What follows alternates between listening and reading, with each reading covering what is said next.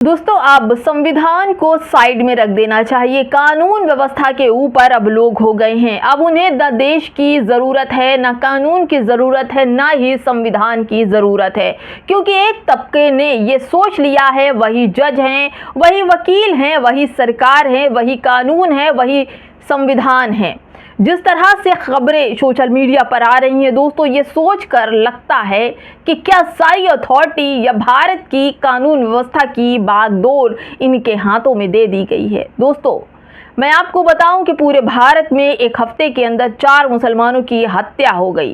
रोज़दार यानी कि रोज़ा रहते हुए मुसलमानों की हत्या हो गई। रोज़े के तौर पर 4 मुसलमानों को पीटा गया, किसी ने गोली मार दी, और उसके बाद से होली वाले दिन एक व्यक्ति की हत्या हो जाती और उसके बाद पूरा टीवी मीडिया एक पूरे समुदाय को कटघरे में लाकर उसे मुजरिम ठहराने पर आमादा है।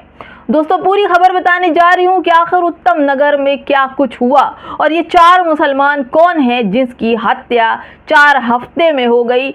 और तो और दोस्तों, आपको बताऊं कि टीवी मीडिया इस पूरी हत्या पर खामोश है।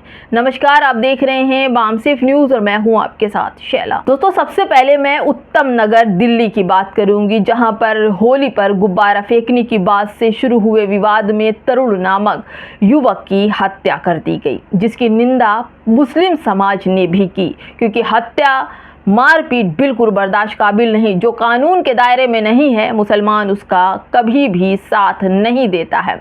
लड़ाई गुब्बारे की वजह से हुई थी। नशे में चूर था तरुण।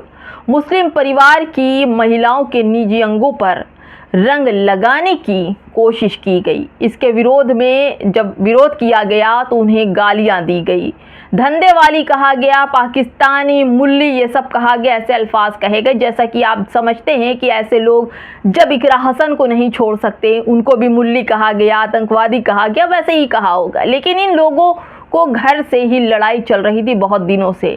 पूरे दिन लड़ाई हुई। रात को तरुण जिम से लड़के लेकर आया लड़ाई करने के लिए, फिर खूनी लड़ाई हुई दोस्तों, और उसमें 4-5 लोग बुरी तरह से घायल हुए, जिसमें से एक लड़का जिसकी उम्र 13 साल है, वो सफरदंज में एडमिट है, आईसीयू में है। 2 लोगों की पसलियां भी टूट गई, जैसा कि पुलिस ने बताया। पुलिस का बयान भी आया कि ये धार्मिक लड़ाई नहीं, इनकी अपनी निजी लड़ाई है। जो मरा है वो लड़का लेकर आया था। इसी मामले में उससे मारपीट हुई और उसके सर पे चोट लगी और उसकी हत्या हो गई। जिम के लड़के भाग गए। जब वो गिर गया ज़मीन पर तो लड़के भाग गए। जब दोनों तरफ की लड़ाई होती है तो उनमें से एक को ऐसा होता ही होता है, नहीं तो पुलिस है हर काम के लिए। लेकिन जिस मुस्लिम परिवार से तरुण का झगड़ा हुआ था, उनके घर में बजरंग दल के गुंडे द्वारा घुसकर पूरे घर का सामान ऊपर से नीचे फेंक दिया, उनकी दीवारें तोड़ दी, उनके फर्नीचर, उनके सामान लूट ले गए, यहाँ तक कि उस घर में आगजनी भी कर दी। पूरा माहौल आतंक और दंगे का बना दिया। क्या हमारे देश में कानून व्यवस्था बची है या नहीं?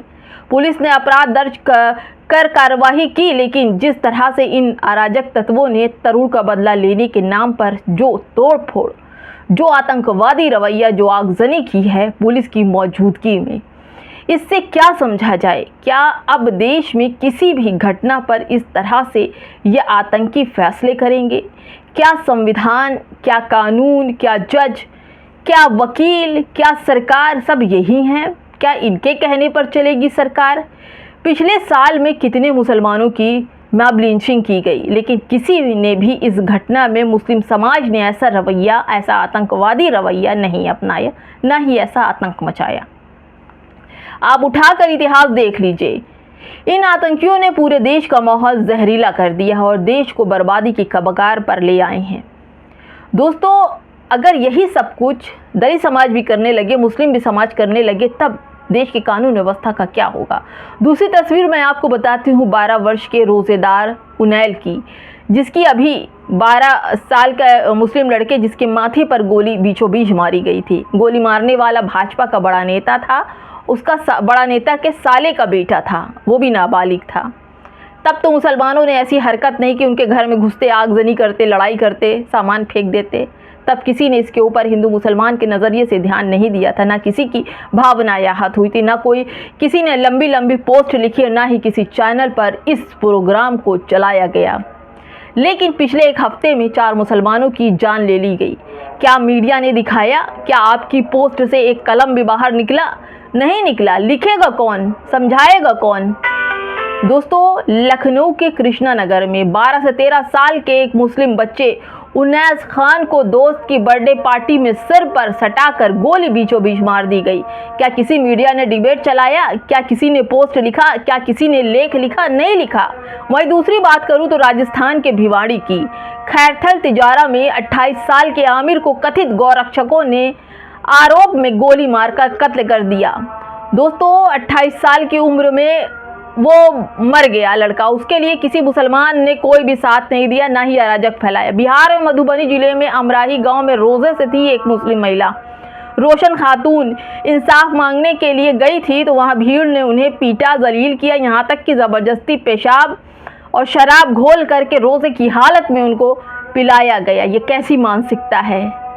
दोस्तों, चौथी खबर मैं आपको बताऊं तो बिहार के दरभंगा में झगरुआ गांव में 65 साल के अब्दुल सलीम को महज रोहे की जो लोहा होता उसकी राड से पीट कर मार डाला, क्योंकि उन्होंने फिरका परस्त गलियों का एतराज़ किया था। यानी उस गली से गुजर गए थे जहां फिरका परस्ती के लोग रहते हैं। सवाल ये है कि इन बेगुनाह लोगों के कत्ल और जुल्म की बात कौन करेगा? क्या इंसाफ और इंसानियत भी अब मजहब देखकर तय की जाएगी? क्या पुलिस की मौजूदगी में ऐसा होने दिया जाएगा? हमारे देश का कथाकथित मीडिया भी अजीब दोहरा रवैया अपनाए बैठा है।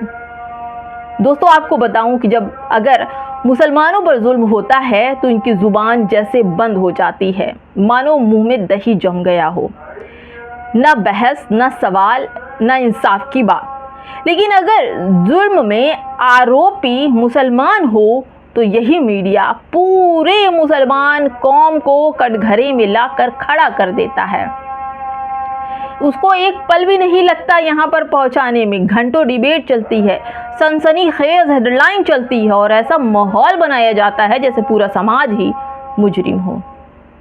आखिर क्यों दोस्तों ये सब हो रहा है? भड़काऊ भाषण, भड़काऊ बयानबाजी और भड़काऊ इस तरह के नारों से। दोस्तों, आप देखते हैं ना, जितना तेरा है उतना ही मेरा है। क्या इस देश में संविधान है? क्या इस देश में लोकतंत्र है? क्या इस देश में कानून है? अगर है तो ज़रूर दिखना चाहिए। और हमें अपने भारत के कानून, संविधान हर पर बड़ा गर्व है कि बाबा साहब अम्बेडकर ने कानून दिया, लेकिन ये लोग पूरी तरह से कानून, संविधान मिटाने पर लगे हैं। दोस्तों, ये मुद्दा हिंदू, मुसलमान या धार्मिक जाति का नहीं, इंसानियत का है। जो दिल के अंदर नफरत भरी पड़ी है वो धीरे धीरे अब लोगों की निकल रही है। इसमें कोई भी मारा जा सकता है, चाहे हिंदू मरेगा या मुसलमान मरेगा, क्योंकि नफरत बोने वाले माइक से भाषण देते हैं, तेल लगा लो डाबर का, नाम मिटा दो बाबर का, और उसकी बलि तरूर चढ़ गया। नमस्कार।